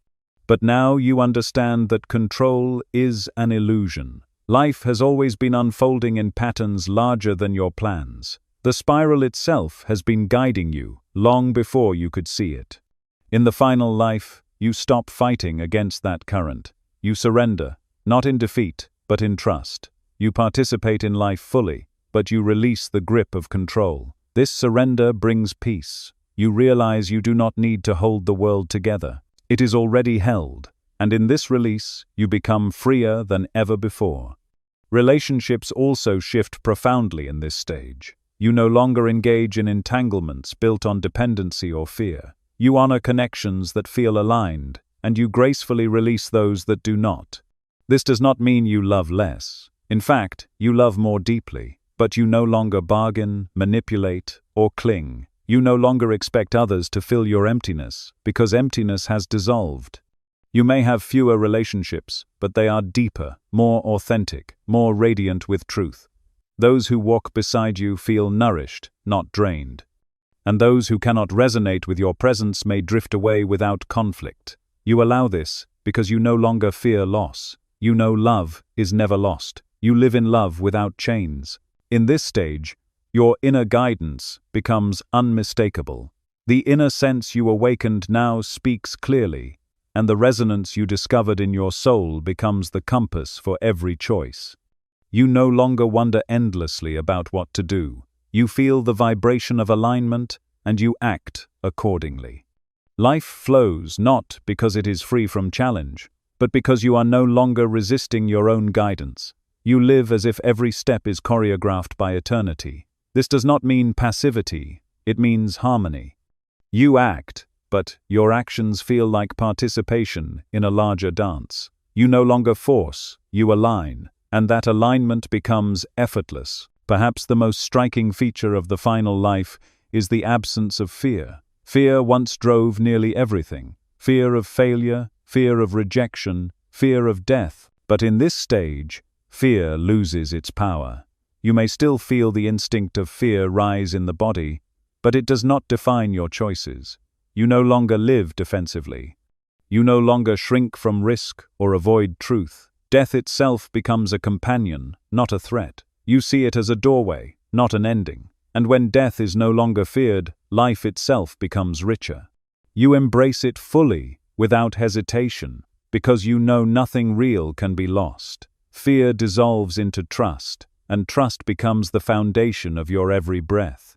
Living as a final incarnation is not about leaving the world. It is about being more fully in it than ever before, but without chains. You walk through it with open eyes, open hands, and an open heart. You love without needing to possess, act without needing to prove, serve without needing recognition. Your life may look ordinary to others, but within it radiates eternity. That quiet gravity cannot be faked, cannot be taught through doctrine, cannot be granted by authority. It is lived, breathed, embodied. It is the mark of a soul that has reached the center of the spiral. And so the final incarnation is not a crown to wear, not a title to claim, but a way of being that speaks for itself. It is peace without striving, love without chains, presence without performance. It is the quiet certainty that you are complete, and that your very existence is enough. Each step carries the weight of eternity, yet feels lighter than air. Each breath is both ordinary and infinite. Each moment is lived as if it is the only one, because in truth, it is. To live as a final incarnation is to walk as freedom itself, embodied in human form. It is the fulfillment of the spiral, the end of the wandering, the return to what has always been. And once you have lived in this way, there is nothing left to seek. The journey is complete, and the soul is finally home. What if I told you that the world you see, the structures you obey, the systems that surround you, all of them exist only because you once believed in them? They are not eternal truths. They are illusions sustained by your participation. They thrive only as long as you obey fear, as long as you forget who you are, as long as you cling to masks handed to you. But when remembrance awakens and the soul begins to recognize its completion, something profound happens. Control no longer works. The levers of fear lose their grip. The threats and promises that once dictated your choices feel hollow. And without your energy, without your belief, without your obedience, the illusion begins to collapse. This is not an abstract idea. It is the natural result of sovereignty. Systems cannot bind a soul that has stepped out of fear. And when enough souls reach this point, the entire fabric of control begins to unravel. Control depends on your forgetfulness. Every empire, every religion, every economy built on manipulation knows this. If you fear death, you will cling to promises of salvation. If you fear poverty, you will sell your life energy in exchange for security. If you fear rejection, you will play roles to be accepted. Fear creates obedience, and obedience sustains illusion. The spiral of lives has allowed you to explore these fears across many incarnations. You have submitted, resisted, complied, and rebelled. all in service of learning. But as the spiral tightens and you approach completion, the futility of fear becomes obvious. You begin to see through it. You recognize that the threats that once terrified you cannot touch what is eternal in you. When that recognition takes root, fear loses its power, and with it, the systems that depended on your obedience begin to collapse. This collapse does not happen in riots or revolutions, at least not at first. It begins quietly, inside you. You notice that the rules no longer feel binding. You still see them, but you no longer bow to them in your heart. You may still pay taxes, attend meetings, play your role in society, but inwardly you are free. You recognize that your worth is not determined by money, approval, or authority. You act with integrity, not because you fear punishment, but because it is aligned with your resonance. That quiet freedom is invisible to systems of control, yet it is more dangerous than rebellion. Rebellion can be suppressed, sovereignty cannot. A single soul that refuses to obey fear sends ripples into the collective. It shows others that freedom is possible, not through defiance, but through remembrance. When you begin to live this way, you also notice that illusions lose their sparkle. Advertising that once convinced you now feels absurd. Hierarchies that once impressed you now appear hollow. Titles, awards, possessions, and accolades lose their hold on your imagination. You see them for what they are, symbols without substance, props in a performance meant to keep you distracted. You no longer strive to climb ladders or compete for recognition, because you know those ladders lead nowhere. You no longer envy or idolize, because you recognize that everyone is playing out their spiral at their own pace. Illusions collapse, not because they vanish, but because you no longer invest your belief in them, and without belief, they are powerless. This is why systems unravel when the soul no longer obeys fear. Entire industries depend on insecurity. Entire governments depend on obedience. Entire religions depend on guilt. When you no longer feed them, their foundations shake. They may appear strong on the outside, but they are hollow inside. Their only power is borrowed from your attention. Withdraw your belief, and their walls crack. You may still see them standing, but they are already collapsing. The collapse is not dramatic, though it may appear so in history. It is gradual, like mist dissolving in the morning Sunday. It begins one soul at a time, then spreads quietly until the weight of remembrance becomes too great to ignore. Some may mistake this for apathy, but it is not. You do not withdraw from the world out of despair. You engage with it out of clarity. You still work, still love, still serve, but you do so without chains. You play roles without believing in them. You use tools without mistaking them for truths.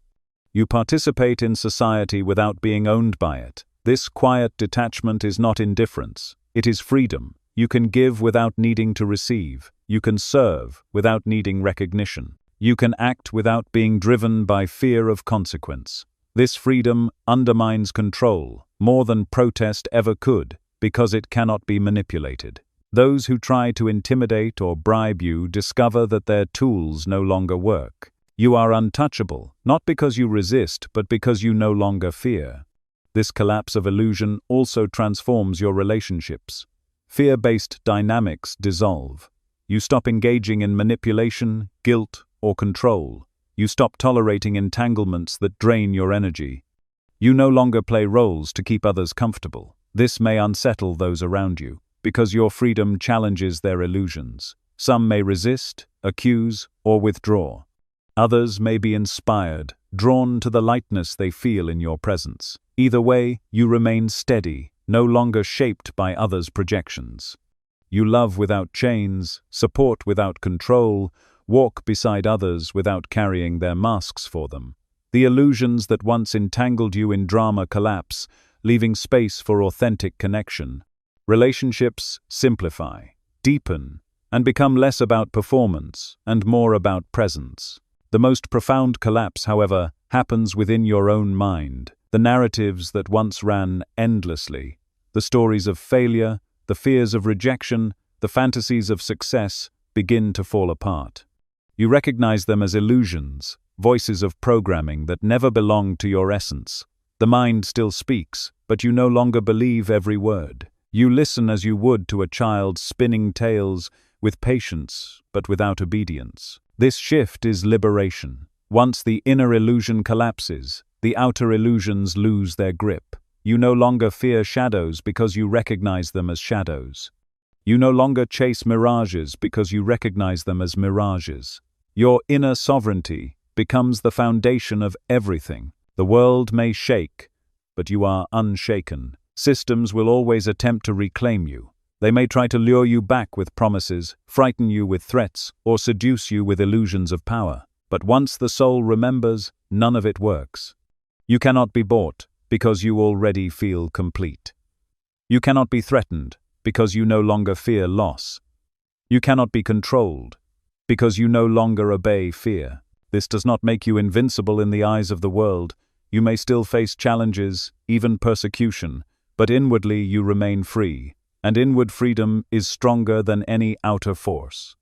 The collapse of illusion is not about dismantling the world, it is about dismantling the hold the world has over you.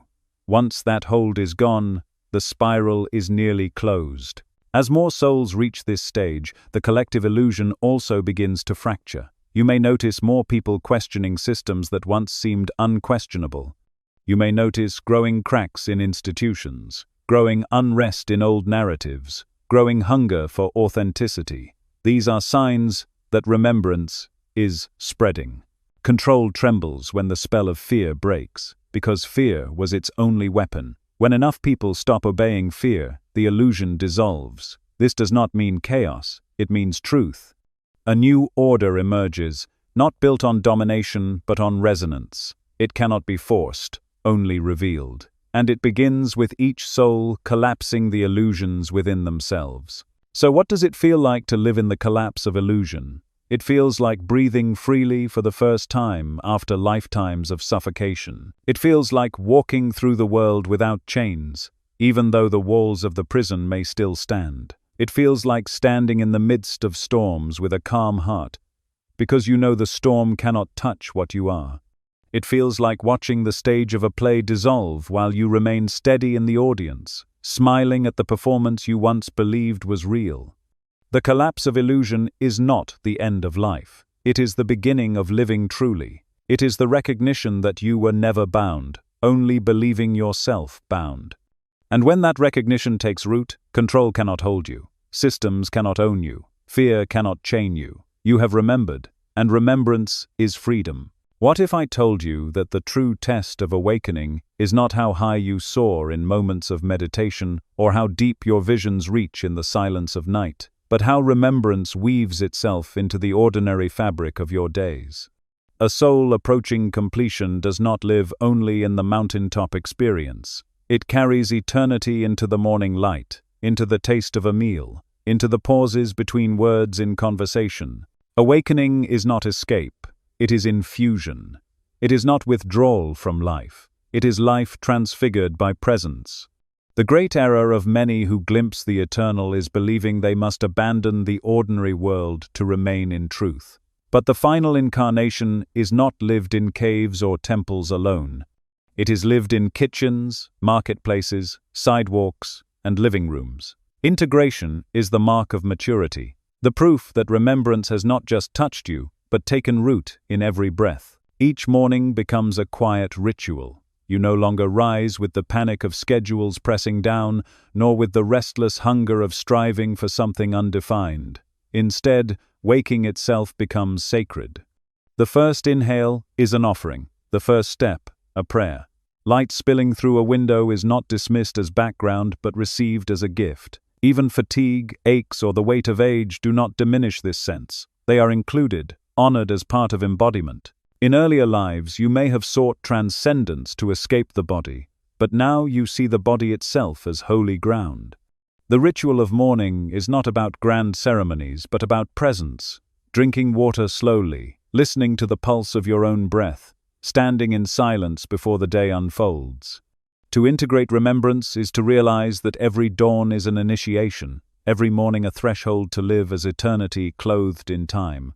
Meals, too, become transformed. Eating is no longer an unconscious act to silence hunger or rush through on the way to something else. It is communion. Each bite is connection to earth, to rain, to sunlight, to the unseen hands that brought nourishment to your table. You feel the vibration of life moving into you, and gratitude rises without effort. Food ceases to be only physical substance. It becomes energy woven into your being. You no longer abuse it as a distraction or idolize it as indulgence. You eat with awareness, and in that awareness, the simplest meal becomes sacred. You realize that to chew slowly, to taste fully, to honor the gift of nourishment, is a form of prayer. You do not need incense or chants to make a meal holy. Your presence makes it holy. This is integration, remembrance flowing into the act of eating, transforming what was once ordinary into revelation. Conversations also shift when remembrance integrates. You no longer speak to prove yourself or to fill silence with noise. Words become vessels of energy, chosen with care, not because you censor yourself, but because you feel their weight. You listen more than you speak, not out of passivity, but out of reverence. You hear not only the words, but the vibration beneath them, the fear hiding in laughter, the longing buried in anger, the truth shimmering in hesitation. You respond less with rehearsed answers and more with presence. Sometimes the most powerful response is silence. Other times, it is a single word that carries resonance. Arguments lose their grip because you no longer need to win. Validation ceases to matter because you no longer seek approval. You speak not to dominate, but to connect. In this way, every conversation becomes an opportunity to transmit presence. Whether discussing trivial matters or deep truths, your energy shapes the exchange. This, too, is integration, remembrance turning dialogue into communion. Integration also transforms how you handle tasks once considered mundane. Washing dishes, folding clothes, sweeping floors. These acts once felt repetitive, unworthy of attention. Now they become practices of mindfulness. Water over your hands is not just cleaning, it is cleansing energy. Folding fabric is not drudgery, it is an act of order, of creating harmony. Sweeping dust is not meaningless, it is clearing space for new resonance. Nothing is beneath you, because nothing is outside the sacred. The ordinary has always been the canvas for eternity. You simply see it now. This awareness infuses chores with peace. You do not rush through them as if they are obstacles between you and real life. They are life. When remembrance permeates the ordinary, nothing feels wasted, because presence is never wasted. The integration of remembrance into daily life also shifts how you face interruptions and inconveniences. Where once you might have reacted with frustration, you now pause and feel the undercurrent. A delayed train becomes an invitation to breathe. A broken object becomes a reminder of impermanence. A difficult person becomes an opportunity to anchor in compassion. This does not mean you enjoy discomfort, but you no longer resist it with the same force. You see even the unwelcome as part of the spiral drawing you inward. Every disruption is a chance to embody presence. This way of living is not glamorous, yet it is the true measure of awakening. To hold peace when everything flows smoothly is easy. To hold it when life unravels in the ordinary moments is mastery. Integration is the art of remaining aligned, no matter how ordinary or chaotic the circumstances. Living this way also reveals that remembrance does not isolate you from others, it deepens your connection. You do not need to withdraw from society to maintain your state. You can walk through a crowded street and feel the hum of eternity beneath the noise. You can sit at a family gathering, with all its tensions and joys, and radiate calm. You can work among others, engage in responsibilities, handle deadlines, and still remain in remembrance. This integration is what makes the final incarnation so powerful. It shows that awakening is not about escape, but about infusion. If truth cannot live in the ordinary, it is not truth at all.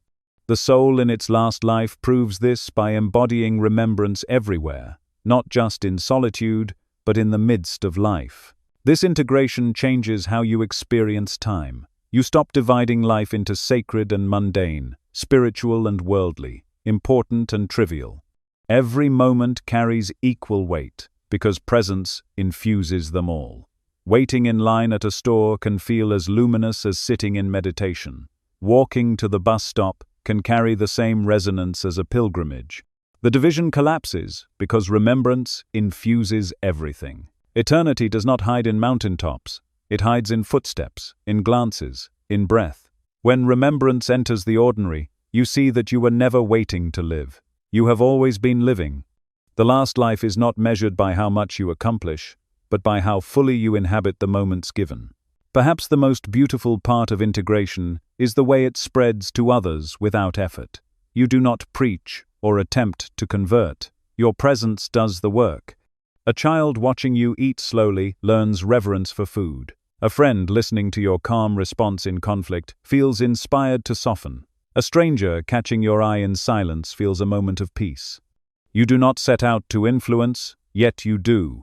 Remembrance radiates. It seeps into the world quietly, invisibly, through the ordinary. This is why the final life carries so much weight, not because of grand teachings but because of integration. The ordinary becomes the vessel of transmission, and the world is changed by the way you live it. To integrate remembrance is to prove that awakening is not fragile.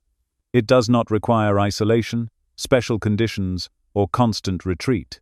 It is strong enough to live in the marketplace, in the workplace, in the home. It is strong enough to survive traffic jams, bills, noise, and responsibility. It is strong enough to endure boredom, irritation, and routine. When remembrance lives in the ordinary, nothing can remove it.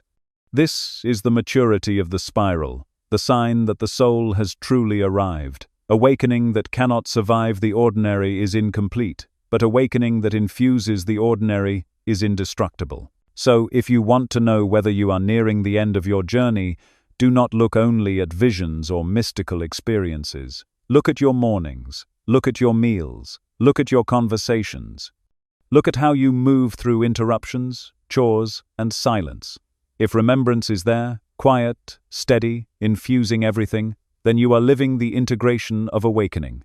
You are proving that eternity does not wait at the end of life. It is already here. And when you carry it into the ordinary, you show that the last life is not escape, but embodiment.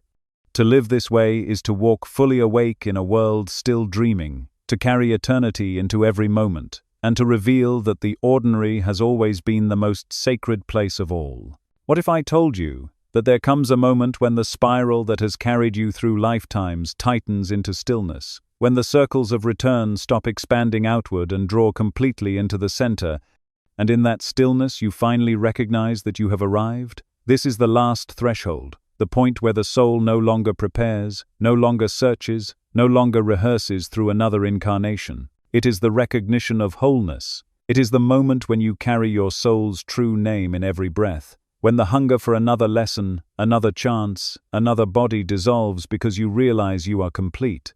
This threshold is not marked by spectacle. There are no trumpets, no gates, no divine officials stamping completion into a cosmic ledger. It is quiet, intimate, undeniable.